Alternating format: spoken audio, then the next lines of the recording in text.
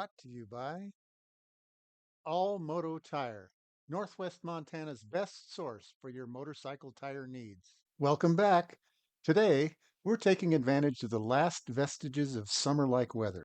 We'll be doing another day ride that starts in Kalispell, following Foothills Road at the base of the Swan Mountain Range, north on Montana 35 and 206 through Columbia Falls, up the North Fork Road to Pole Bridge. Entering Glacier National Park at the Pole Bridge Ranger Station, we'll take to the gravel and stop at beautiful Bowman Lake.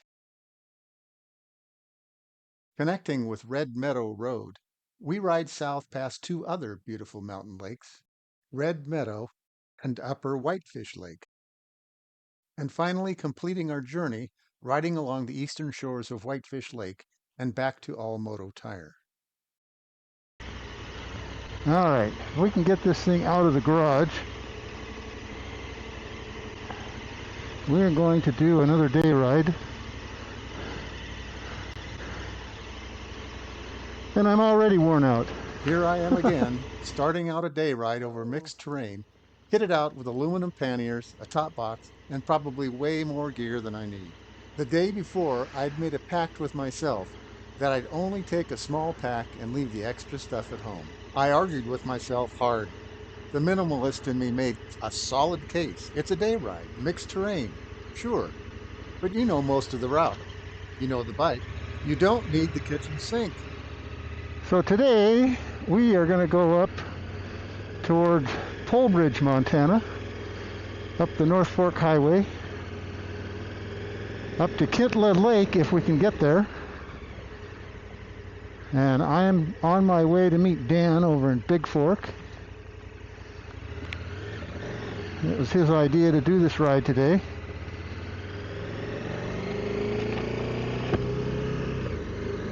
And we will make a loop. We'll go up to Kentla hopefully, and then back down to Red Meadow Road, which will lead us back down to Whitefish, where we talked about having some lunch. And it's, I don't know, about 170 some miles for me. So it should be a pretty good day. Sun is out, not too many clouds in the sky at all. And I'm looking forward to it. Although I'd mapped out a GPS route the night before, Dan suggested we skip a stretch of Highway 35 and detour via Foothills Road, and I'm glad he did. That impromptu call gave me the chance to ride the full length of a winding little back road I'd only ever seen in fragments. This time I got the whole picture.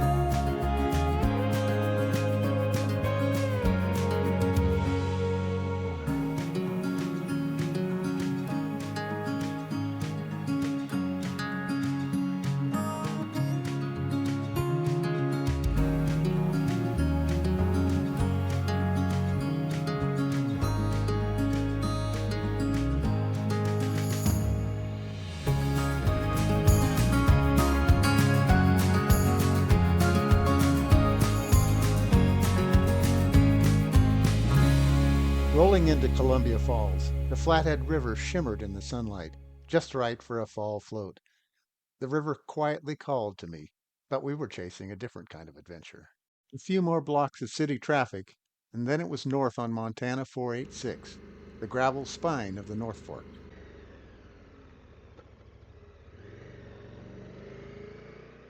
I'd have to say the lower portion of 486 that winds its way along the river is probably my favorite section of road. About 12 miles up, the pavement turns to gravel. Over the summer, the lower portions of the road had probably been freshly graded, smoother than expected, and probably treated with a shot of calcium chloride. For once, the North Fork Road felt almost civilized, not rattling the bones as per usual. Time for a short break at the Big Creek Boat Launch. Over the many times I have passed by this location, I have often wondered about the facility just across the road from this site. Tucked along the North Fork Road, just north of Columbia Falls, the Big Creek Outdoor Education Center stands as a living classroom in the heart of the Flathead. Originally built in 1927 as a Forest Service ranger station and a fire crew base, the site now hosts a dynamic range of field-based programs for youth, teens, and adults. Its legacy of stewardship continues through education.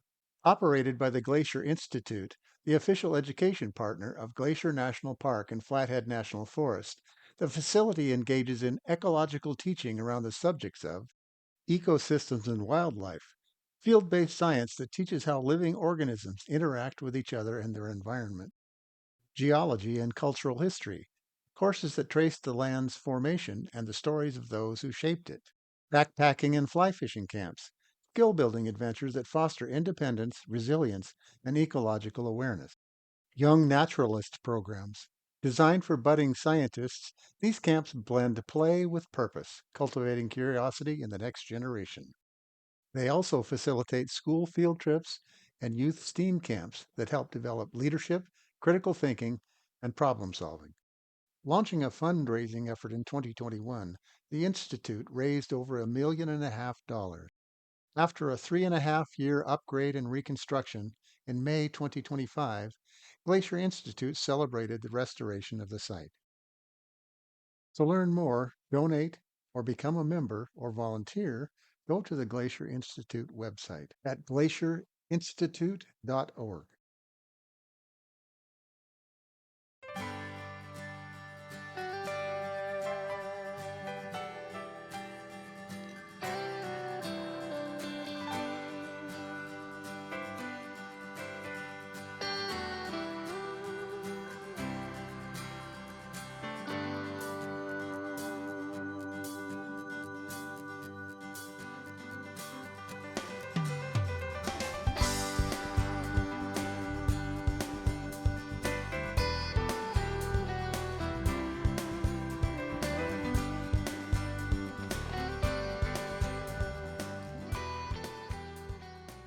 A few miles north, the smooth hardpack was interrupted, with an obvious grading operation leaving a berm in the middle of the road.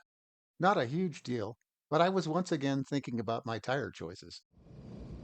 Eventually, we rolled up behind a few cars stuck behind a road grader, moving with all the urgency of a retirement plan. Would they pass? Could we? That berm looked like it had opinions. And me? I was riding like a newbie who'd just watched a YouTube dirt riding tutorial. Decades of dirt riding and racing, and today it felt like my mojo had packed its bags and joined a yoga retreat. Eventually, one car made the move. Dan followed its tracks across the berm, staying left until the path curved back into the right lane. Dave and I joined suit, clearing the jam, but I'll admit, my mindset wasn't exactly dialed in. Maybe it was just a fluke. Maybe I was just having an off day. Running along in the left lane, sooner or later it was going to be time to pop to the other side. Shooting out ahead of the grader and traffic at a good distance, I figured if I sent the beast to the floor, I would probably have time to pick it back up before the grader caught up. Thankfully, there was no mishap, and we continued northward. I had to wonder, though, was I bound to struggle for the rest of the ride? This was pretty simple stuff relative to the amount of trouble I seemed to be having.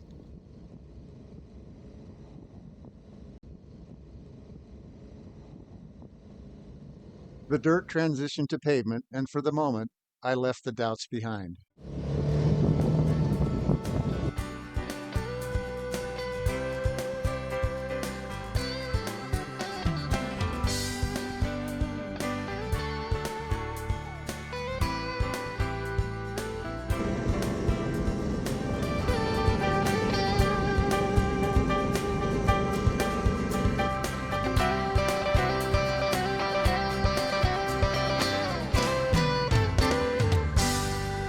Rolling up to the old Pole Bridge Mercantile, I was ready for that huckleberry bear claw. I deferred consumption of that tasty delight, however, until I could share it with my wife back home. We had a chat with a gentleman visiting from Georgia who had taken an interest in our machines. I spied this really nice sticker that had magically appeared on this already sticker-laden tank outside the store. The next stretch of the route was all new to me. It's the inside North Fork Road that passes through Glacier National Park, Pole Bridge entrance station. The sun was doing its job, warming the land and shaking off the morning chill. It was the kind of fall day that makes you grateful to be alive, relishing blue skies and crisp air.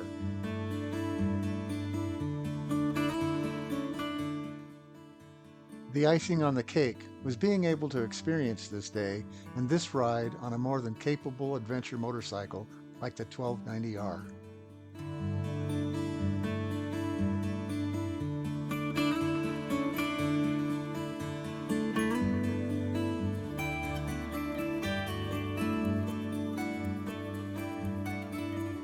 Arriving at the park entrance, we were ready with our old man park passes and ID, but there was no one to be seen. Maybe the current political environment had something to do with the staffing. There are reminders about the ever-present wildlife.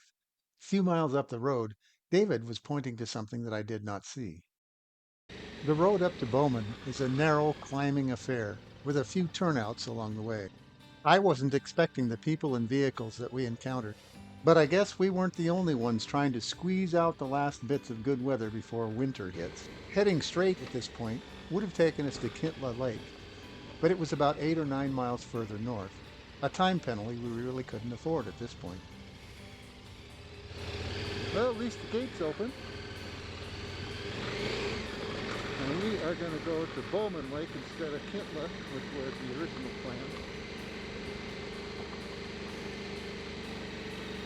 And that's okay, because I've never seen either one of these lakes, so.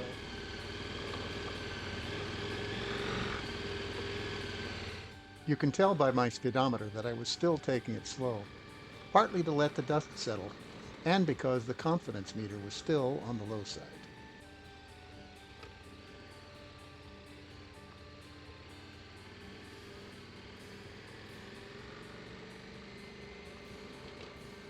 A good deal of the road into Bowman is cloaked in forest shadows.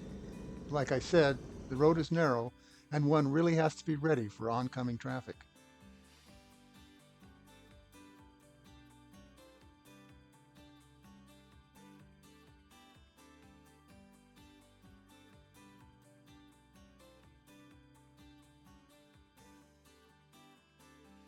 This was one of the few turnouts available to let folks pass.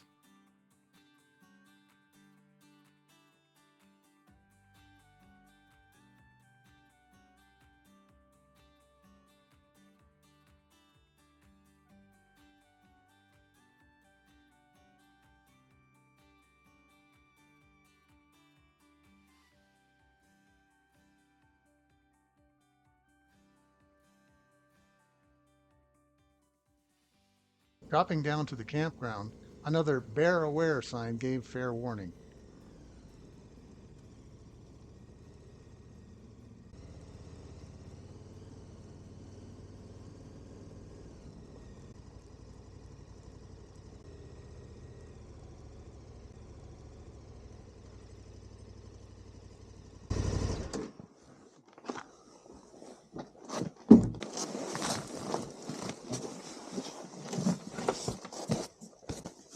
Did you see me pointing off?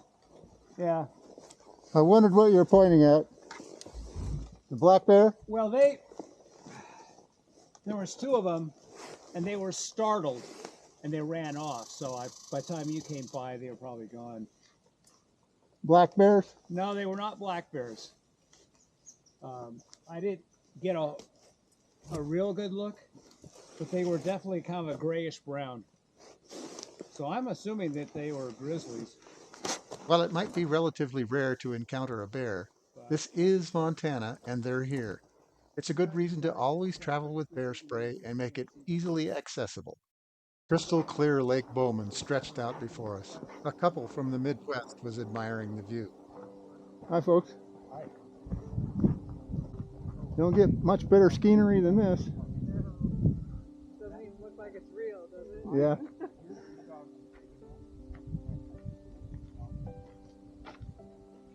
Wow. Looking across the lake, flanked by low forested ridges, the eyes are drawn to the distant towering snow-capped peaks. We'd settle onto a bench, unpack a few snacks, talk about motorcycles, and savor the pristine stillness. Simply gorgeous.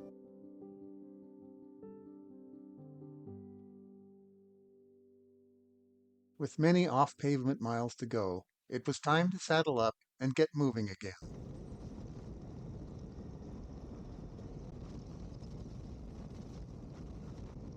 Back at the Mercantile, Dave pulled aside to correct a mechanical issue. The gravel washboard sections must have shaken his left mirror loose. Do either one of you happen to have a spanner wrench handy? I've probably got tools. What do you need? Well, I need to tighten up a mirror. All right. I mean, I have one, but it's buried. If it's easier for Don to get, otherwise I have one. Hang on to this bike for me, would you? Yeah. Okay, let's see. We're gonna go up over a pass. It's gonna get cooler. Mirror torqued back down, good to go. All Moto tire to the rescue. Yeah. I got tire irons, I got lube, I don't have patches for tubes, but I got plugs. I've got tubes. Do you? I think I have patches too. All right. In a way, we almost go. Come on, get back in there. Hey, helium. All right, thank you. Back out to the North Fork Road for a few miles to hook up for the trip south on Red Meadow.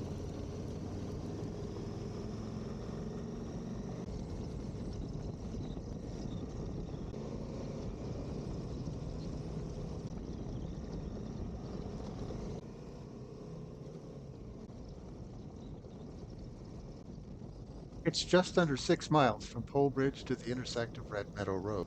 The road is fairly smooth until one gets closer to Red Meadow Lake and Upper Whitefish Lake. The northern section of Red Meadow is pretty good, but the southern stretch is not well maintained. It's rocky and gets chewed up by four-wheelers and side-by-sides.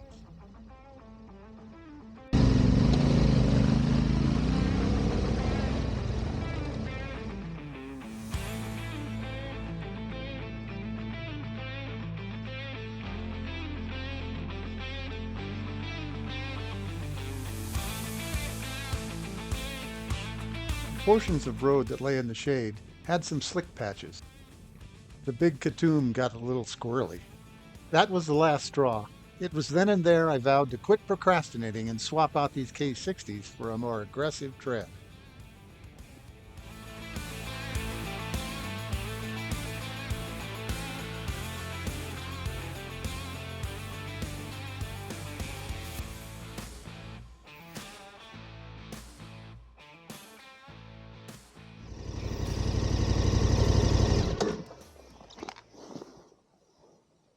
I told you to go before we left. A little wet back there. Yeah, a little squirmy in this thing. Next up, Red Meadow Lake. Approaching from the north, the forest holds its secret, then parts to reveal Red Meadow Lake, its waters gleaming, mountains that rise abruptly from its shoreline. Trout break the surface in widening rings. The lake is alive, one of my favorite visions.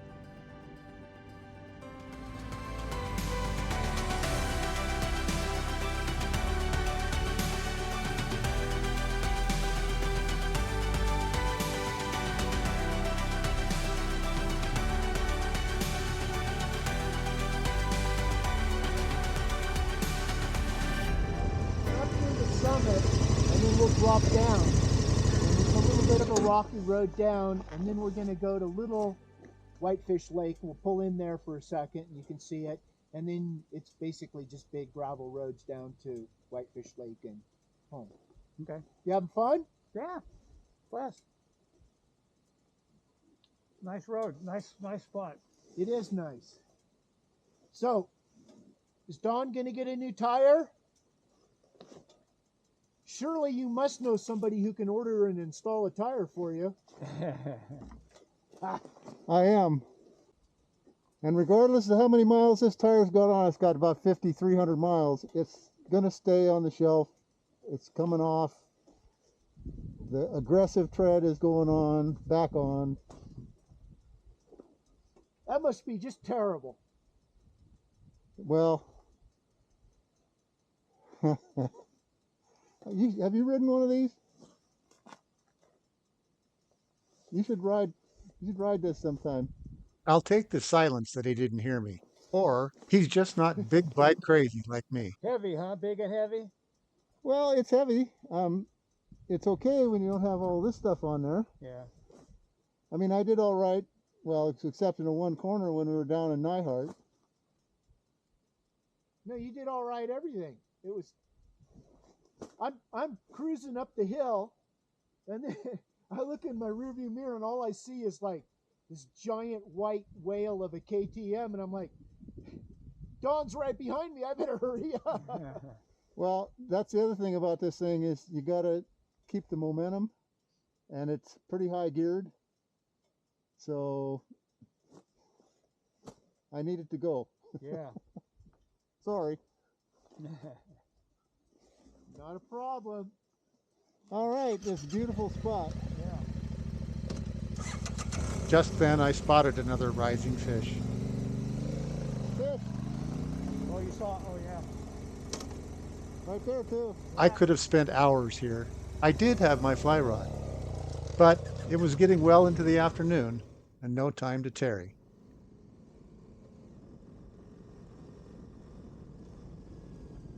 Yeah, I wanted to fish this lake the last time I was here. The fish were taunting me, but it was time to look ahead and pick a line. It's just gorgeous. And I can see fish rising out there too, every now and again. Maybe next time. Oh, there's another one. Yeehaw.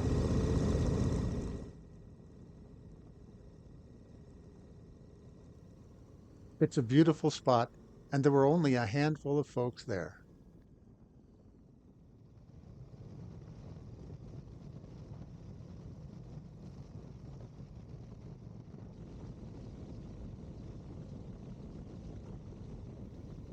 This section of road was still in pretty good shape. That would soon change, however. Gradually, the road became more rocky and rutted.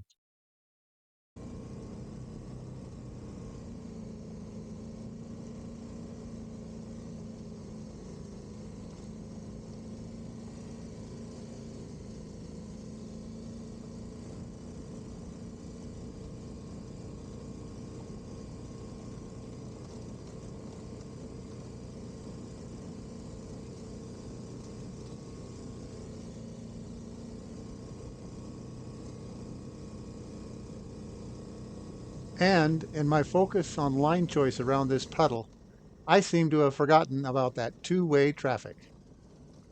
These two approaching riders must have not had good thoughts about the crazy KTM rider. Sorry, guys.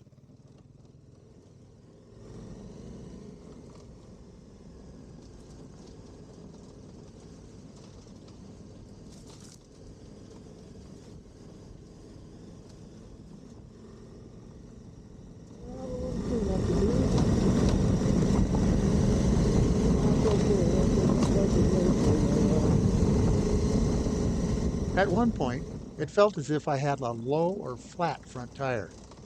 I wasn't getting any error messages from the TPMS, but the front felt as if it was wallowing down the road. A quick check, and the tire showed no signs of deflation. Pressure was good. Yeah, well, this is good. All right, here we go. Maybe the extra gear I chose to carry biased the front end. I'm not sure. I put it out of my mind and focused on my riding. Some of those vote of no confidence gremlins, however, was still nagging at my thoughts.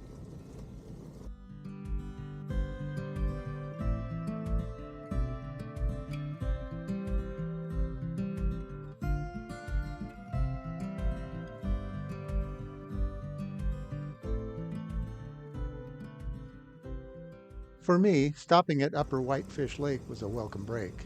My legs seemed more fatigued than normal from standing on the pegs. Here again, I could see a few fish raising their heads.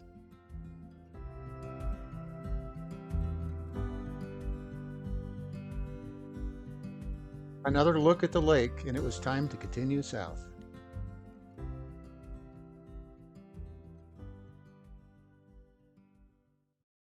The road from here to Whitefish Lake was dusty, but considerably smoother.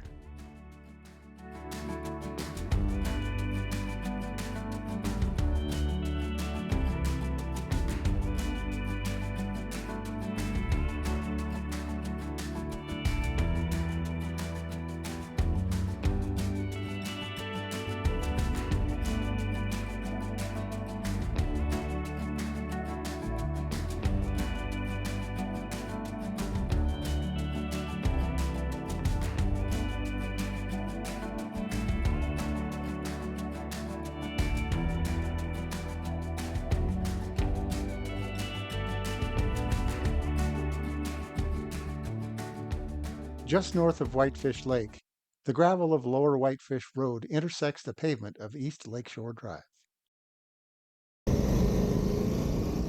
Portions of Lakeshore are narrow, with a few blind curves, so it's best to hold a good line. Between bends, sunlight cuts through the trees and offers quick glimpses of the lake before the road tucks back into cover. From here, it's all pavement. Time to blow off some of that trail dust.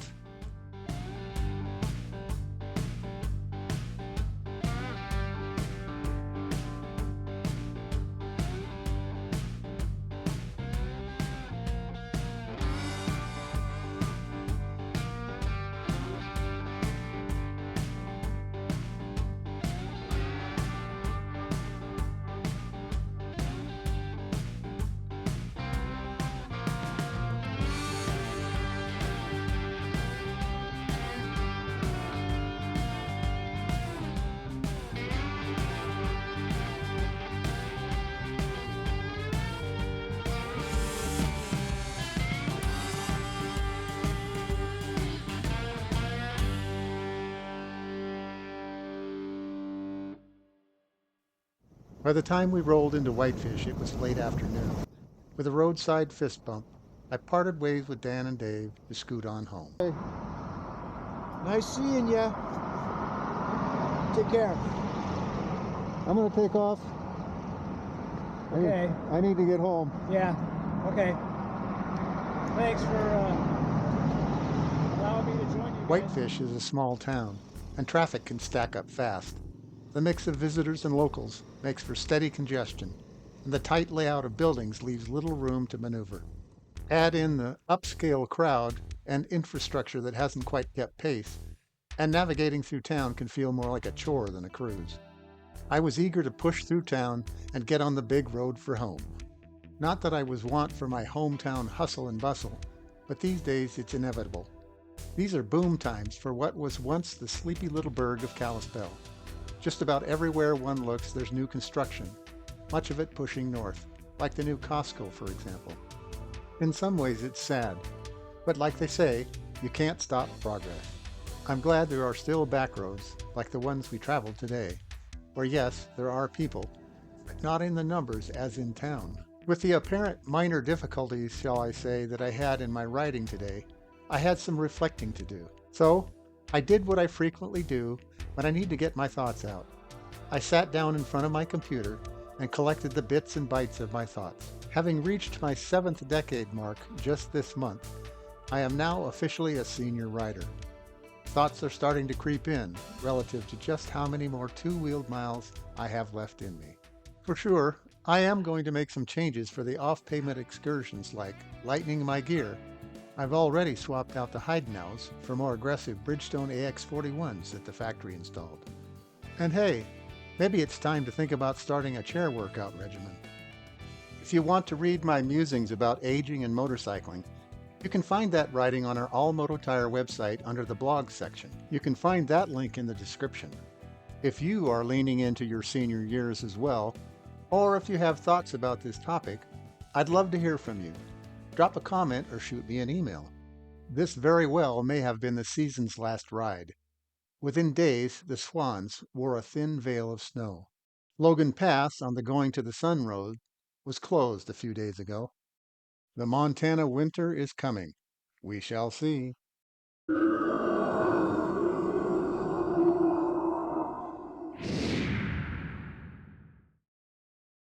If you like this video, give us a thumbs up and click the bell to be notified of future releases. We do appreciate it. As always, safe travels, fuzzy side up, rubber side down.